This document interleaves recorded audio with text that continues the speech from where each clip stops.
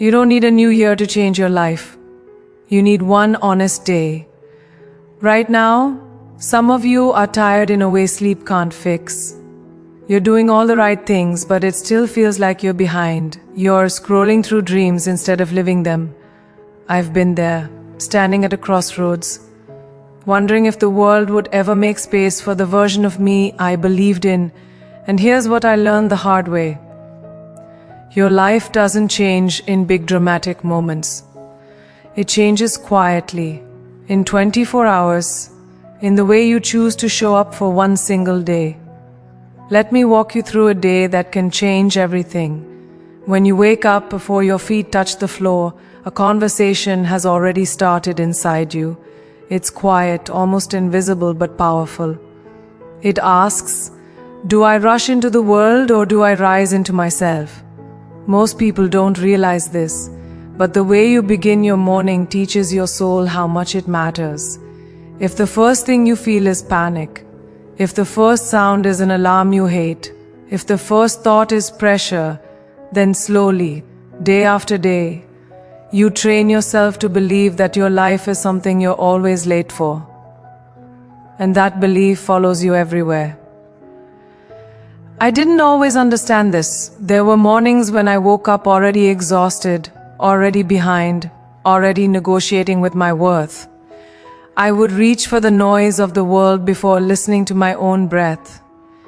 And without knowing it, I was giving my power away in the first 5 minutes of the day.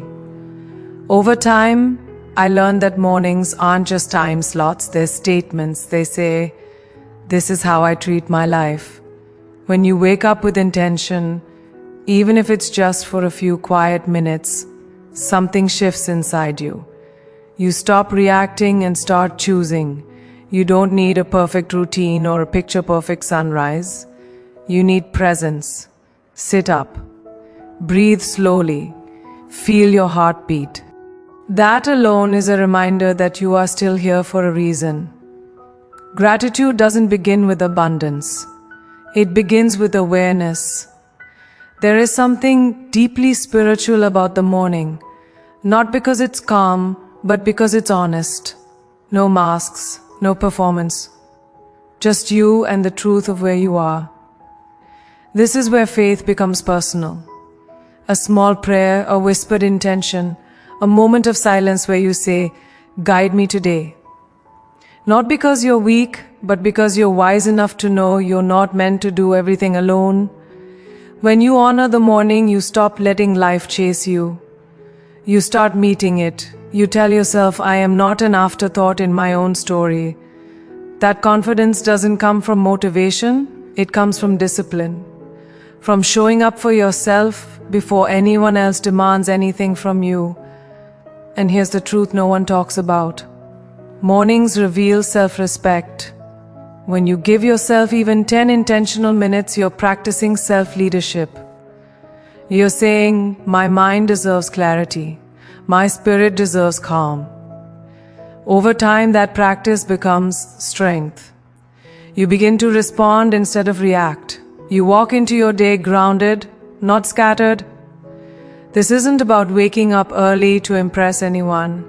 It's about waking up awake, awake to your thoughts, awake to your values, awake to your responsibility to live well. Some days will feel heavy, some mornings will test you. But showing up anyway is how trust with yourself is built. The world will always demand urgency, emails, expectations, deadlines, but purpose speaks softly. It waits for you in stillness. If you don't make space for it in the morning, you'll spend the rest of the day feeling disconnected, wondering why you're busy but unfulfilled.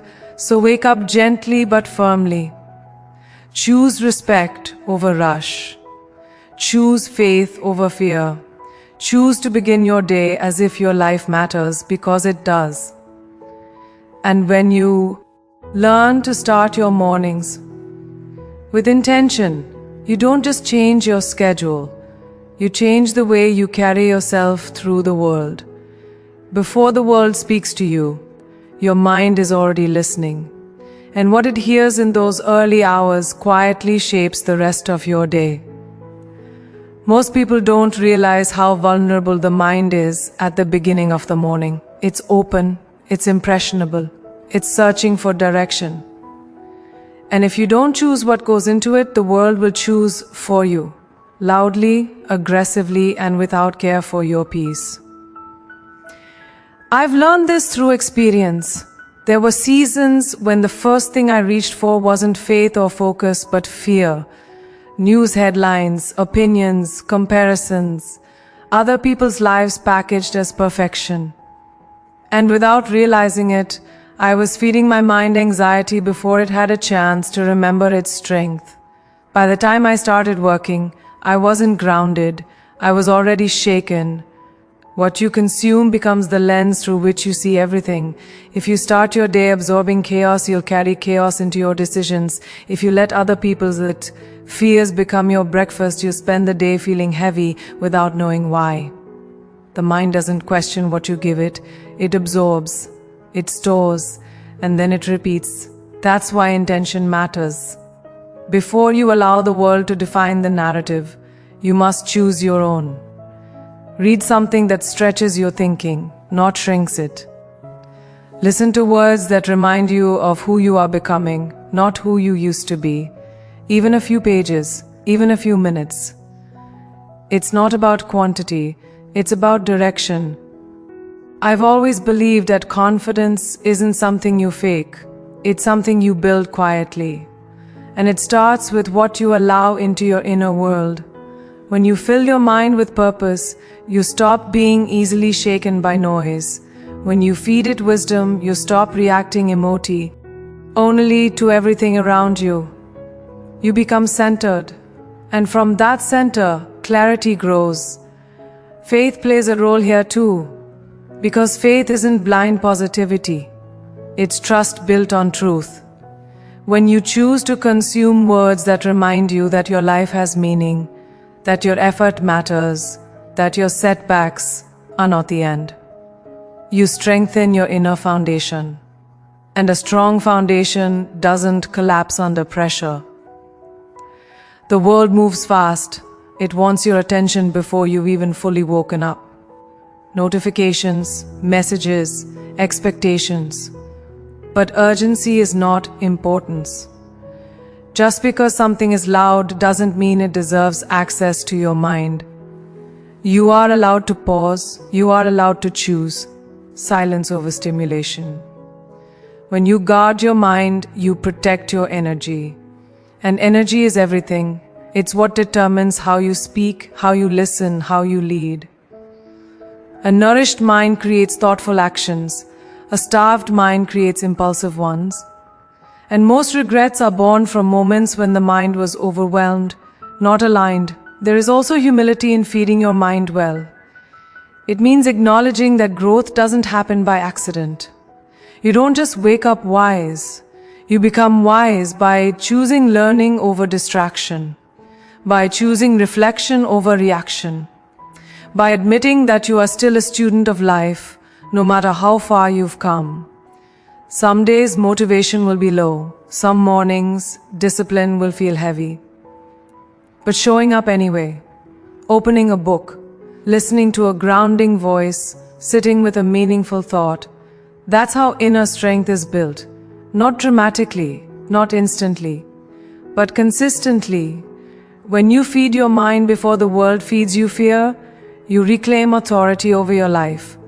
You stop living on emotional autopilot. You start responding with intention, and slowly, almost imperceptibly, your confidence deepens. Not because life gets easier, but because you get steadier.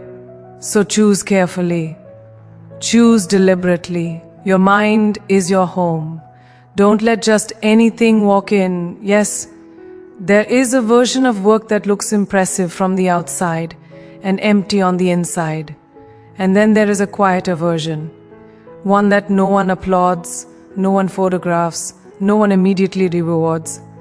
That second version is where real transformation happens. I learned early that if you only work hard when someone is watching, you're not building character, you're performing. And performance fades The moment the lights go off, some of the most important work of my life happened in rooms where nobody knew my name. No cameras, no validation, just effort meeting uncertainty. There were days when it felt like shouting into silence, when progress was invisible and doubt was loud. And in those moments I had to ask myself a difficult question: would I still give my best if no one ever noticed? That question changes you.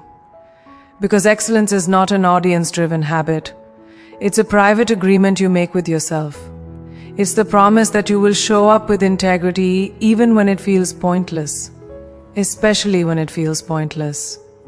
Because purpose is often tested in obscurity. Discipline is misunderstood. People think it's about punishment or pressure.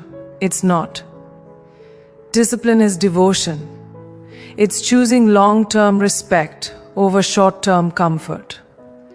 When you work as if someone is watching, even when no one is, you're practicing faith in motion.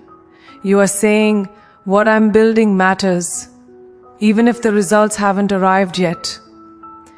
There were moments when quitting would have been easier. Moments when slowing down would have felt justified. Moments when doing just enough would have gone unnoticed. But I learned that your standards are revealed most clearly when no one is grading you. And those standards shape who you become far more than any applause ever could. When you see amid to excellence privately, something powerful happens internally. You stop outsourcing your motivation. You stop needing permission to care. Your confidence no longer depends on feedback. It depends on effort. And that kind of confidence is unshakable because it's rooted in self-trust. Faith plays a quiet role here too, because faith isn't just about believing things will work out. It's about behaving as if your work is meaningful even before the reward shows up. It's planting seeds in soil you may never see bloom. It's continuing to water them anyway. There is dignity in effort, even when it's unnoticed. Especially when it's unnoticed. Because the unseen hours shape the visible outcomes. People admire results, but they rarely respect the process that created them. Yet it's the process that builds resilience, patience, and humility. Working with intention when no one is watching also teaches you responsibility. You realize that your life is not managed by external pressure, but by internal values. You become someone who can be trusted, with tasks, with leadership, with bigger opportunities, because you've proven to yourself that you don't cut corners when it's convenient. And here's something important. This kind of work protects you from arrogance when success arrives. Because when you've struggled in silence, you don't confuse achievement with entitlement. You remain grounded, grateful, aware of how much effort it took to get there. Some days the work will feel repetitive, boring, uninspiring. But consistency is more important than excitement. The people who change their lives are not the most motivated. They are the most committed. They keep going even when the feeling isn't there. When you work with excellence in private, you build momentum that doesn't rely on mood. You build habits that don't collapse under pressure. You become someone who doesn't need to be PU. Shed. Because purpose pulls you forward. So show up fully, even in silence, especially in silence.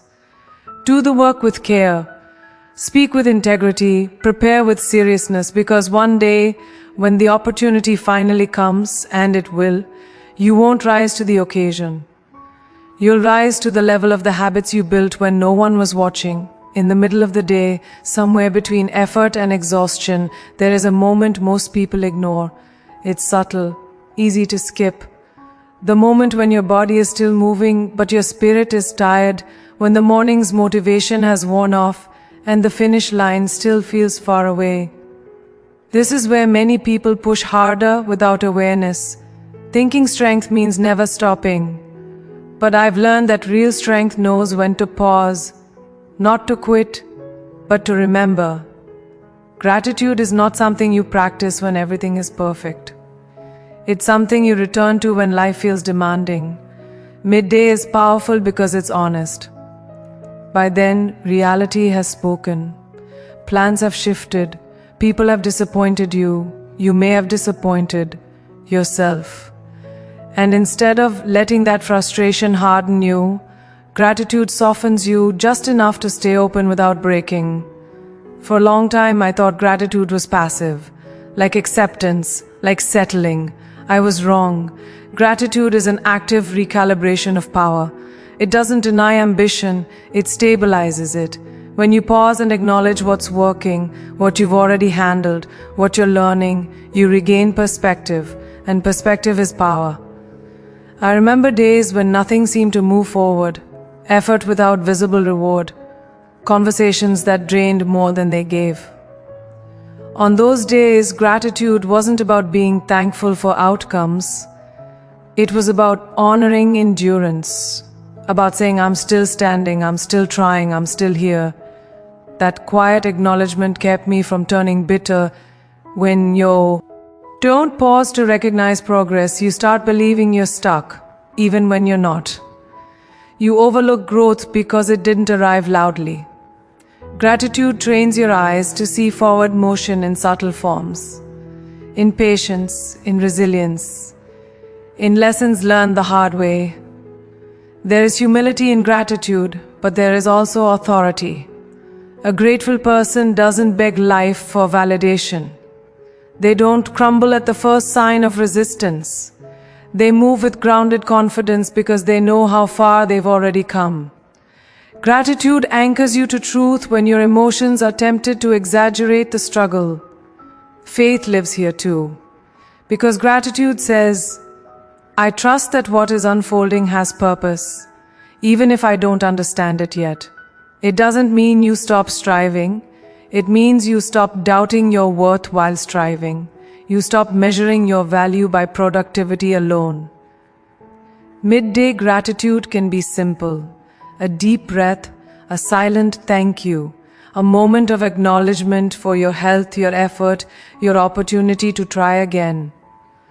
These small pauses don't slow you down, they sharpen you. They prevent burnout by reminding you that your life is more than a checklist. Without gratitude, ambition becomes hunger that is never satisfied. You achieve one thing and immediately feel empty because you never allowed yourself to feel fulfilled along the way. Gratitude teaches you to receive the journey, not just chase the destination. And something shifts when you practice this consistently. You stop reacting to inconvenience with anger. You stop personalizing every delay. You become steadier, calmer, more intentional. Gratitude doesn't change circumstances. It changes posture. You stand differently in your life. It also deepens compassion. When you acknowledge your own struggles with grace, you extend that grace to others. You become less judgmental, more patient, more present, and real leadership, grows from that place. Pausing midday is not about slowing ambition. It's about aligning it. It's reminding yourself why you started, who you are becoming, and what truly matters. It's choosing appreciation over frustration so that frustration doesn't poison your purpose. So stop for a moment, even today, in the middle of everything. Acknowledge the effort you've already given. Thank yourself for not giving up. Thank life for teaching you. And then move forward, not drained, not resentful, but recalibrated, grounded, and quietly powerful. Every afternoon carries a choice most people don't name, but everyone feels. It's the moment when comfort whispers louder than courage, when fatigue dresses itself up as logic, when you tell yourself, tomorrow I'll do it better, tomorrow I'll try harder, tomorrow I'll be braver, and tomorrow quietly becomes a habit. I've learned that this is not a failure of talent or intelligence. It's a negotiation with fear. Comfort is seductive because it feels safe. It tells you that staying where you are is reasonable, that risking more is unnecessary, that you've already done enough, and sometimes after a long morning of effort, that voice sounds convincing. But comfort has a hidden cost. It keeps you protected from failure and from growth. Some of the most defining moments of my life didn't arrive with certainty. They arrived with doubt, with shaking hands, with a voice inside asking, what if this doesn't work? What if I'm not ready? And every time I chose courage, it wasn't because fear disappeared. It was because I decided fear wouldn't be the one making my decisions. Courage is rarely dramatic. It doesn't always look like bold leaps or loud declarations. Most often, it looks like small, uncomfortable actions taken consistently. Sending the message you've been avoiding, speaking your truth when your voice trembles, saying no when you've always said yes, saying yes when it would be easier to hide.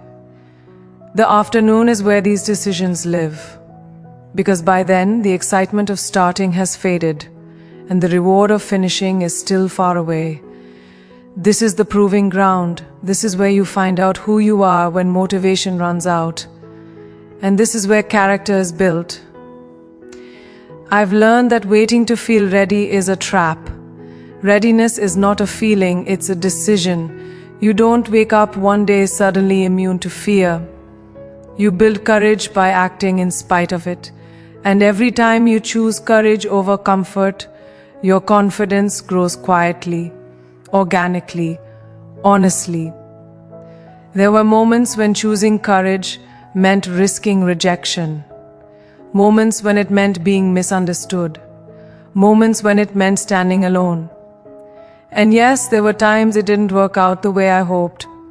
But even then, courage gave me something comfort never could: self-respect. I could look at myself and say, I tried. I didn't abandon myself. Comfort asks, how do I stay safe? Courage asks, who do I become if I try? That question changes everything. Faith has a role here too. Because courage without faith becomes recklessness. Faith reminds you that even if the outcome is uncertain, the effort is not wasted.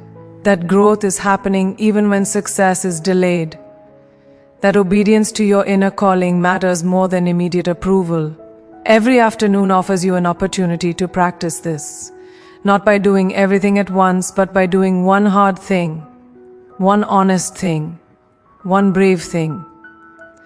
You don't have to overhaul your life in a day. You just have to stop choosing comfort by default. There is a strange peace that comes after a courageous act, not relief, but alignment. You feel tired, yes, but you also feel clean inside. Like you didn't betray yourself, and that feeling becomes addictive in the best way.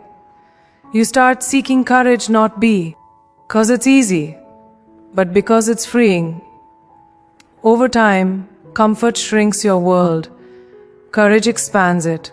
Comfort keeps you rehearsing the same story. Courage invites you into a new chapter, and even when the chapter is hard, it feels alive. The people you admire didn't get there by always choosing what felt good. They chose what felt right, again and again, especially when no one was forcing them to, especially when it would have been easier to stay quiet. So when the afternoon arrives and you feel the pull to retreat, pause. Ask yourself one question: what would courage do right now? Then do a version of that, even if your hands shake, even if your voice is soft, even if the outcome is uncertain. Because every courageous choice teaches you something powerful. You are stronger than your comfort zone. And the life you want lives just beyond it. At some point in life, ambition stops being enough. You can achieve, acquire, accomplish, and still feel an emptiness you can't explain. I reached that realization not in moments of failure, but in moments of success. When the applause faded and the rooms grew quiet, I understood something important.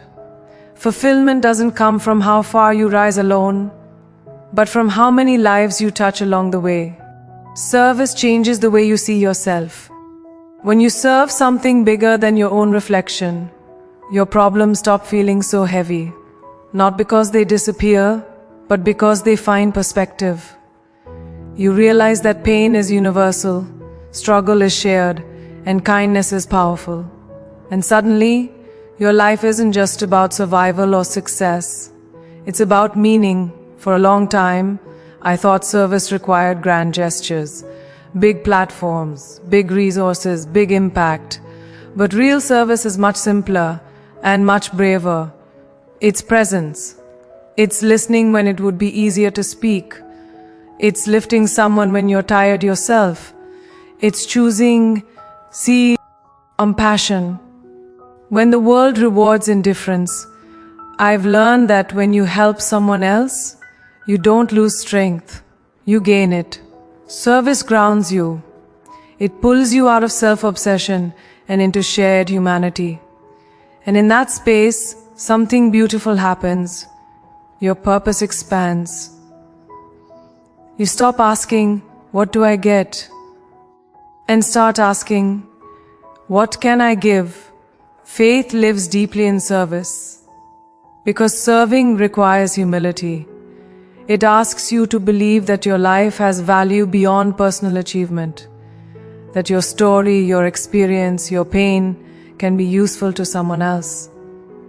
And when you believe that, your suffering stops feeling wasted. It becomes wisdom. There were moments when service looked like mentoring quietly without recognition. Moments when it meant showing up emotionally when I had nothing left to give. Moments when it meant choosing empathy over ego. And those moments shaped me more than any award ever could. They reminded me that leadership is not about being above others, it's about standing with them. When you serve, you stop measuring your worth by external success. You realize that significance doesn't require spotlight. Some of the most powerful work in the world happens unseen. A kind word, a shared resource, a moment of encouragement that changes someone's direction forever. Service also protects you from arrogance. It keeps you grounded when life goes well and connected when life is hard. It reminds you that you didn't get here alone, and you're not meant to stay here alone either. Gratitude deepens when it's shared. Joy multiplies when it's given away. And here's something important. Service doesn't mean neglecting yourself. It means expanding yourself. When you serve from a place of wholeness, you don't burn out, you light up. You discover strengths you didn't know you had. Patience, compassion, resilience. These qualities don't grow in isolation, they grow in our relationship. In a world that teaches you to compete, service teaches you to contribute. In a culture obsessed with self-promotion, service teaches you self-respect. It shifts your focus from proving your worth to living your values. And that shift is liberating. You don't need to wait until you have enough to serve. You already have something valuable. Your time, your attention, your experience, your kindness. Start where you are. Help who you can. Be present where you're needed. Purpose doesn't arrive someday. It's practiced daily. When you serve something bigger than yourself, your life stops feeling small. Your fears lose their grip. Your insecurities quiet down. Because you're no longer the center of your universe. Meaning is. And meaning gives you strength on days when motivation fails. So look beyond yourself. Lift someone else. Speak life into someone who has forgotten their own worth. Because when you serve, you don't just change the world around you. You change the world within you. And that kind of change lasts. At the end of the day, when the noise fades and the world finally stops asking things of you, there is a rare opportunity most people rush past. It's the moment when you meet yourself without distraction. No audience, no expectations, just truth. And how you treat yourself in that moment determines how you show up tomorrow. For a long time, I used my nights to replay mistakes, to criticize what I didn't finish, to punish myself for what went wrong. I thought being hard on myself meant I cared, but all it did was exhaust me. Reflection turned into regret, and regret is not a teacher, it's a weight. Real growth begins with honest reflection, not self-judgment.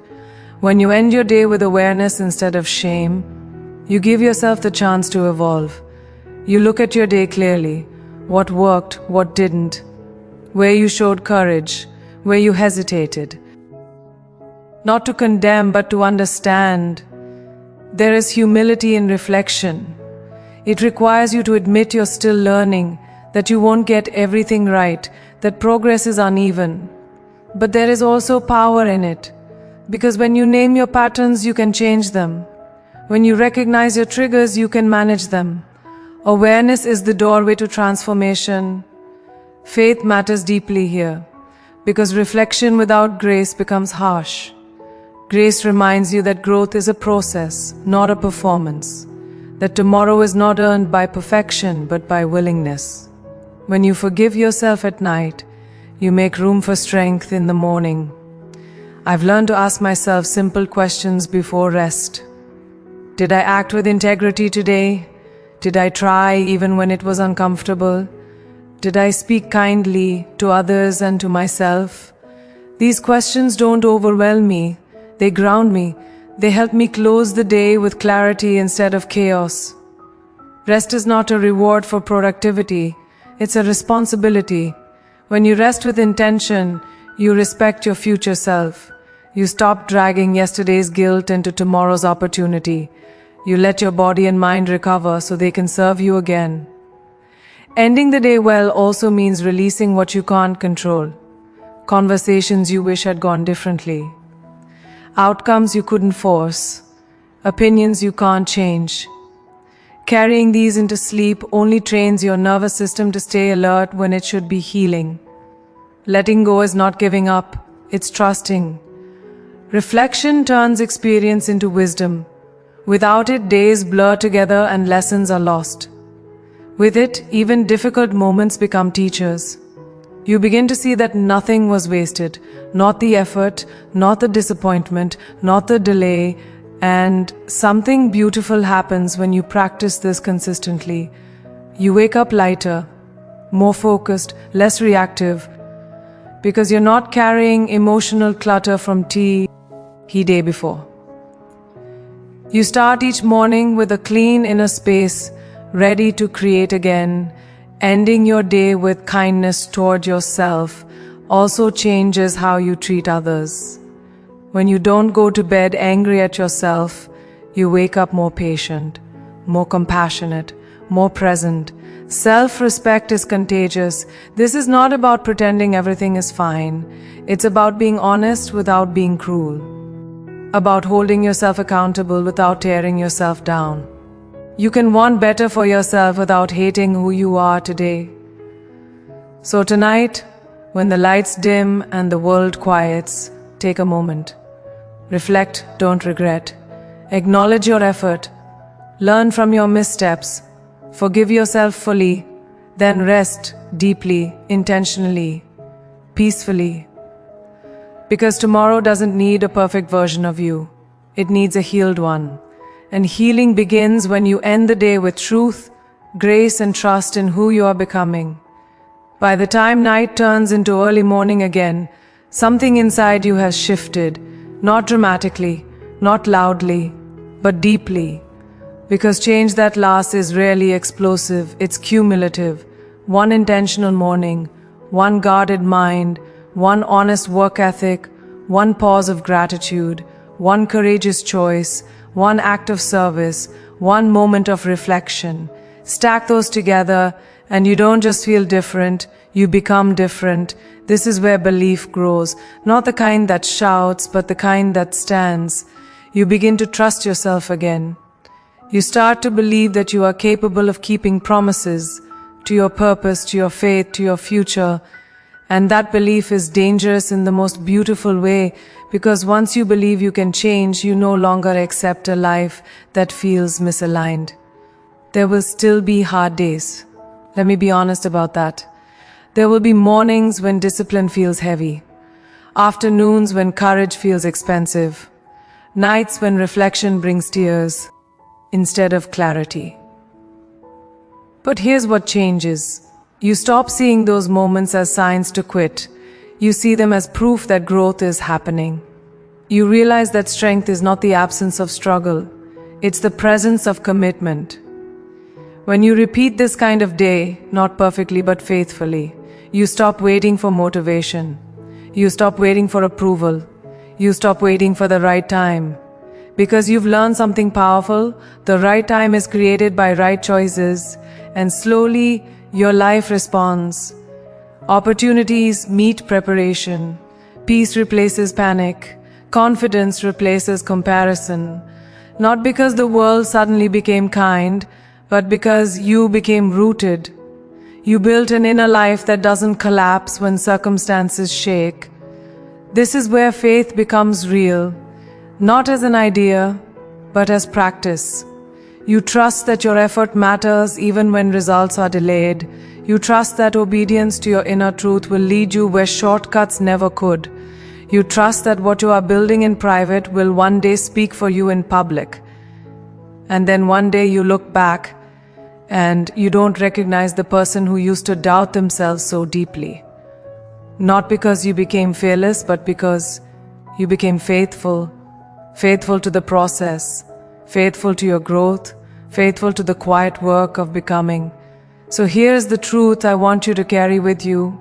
You don't change your life by waiting for a breakthrough. You change your life by honoring a single day. Again and again and again. Don't chase miracles, practice alignment.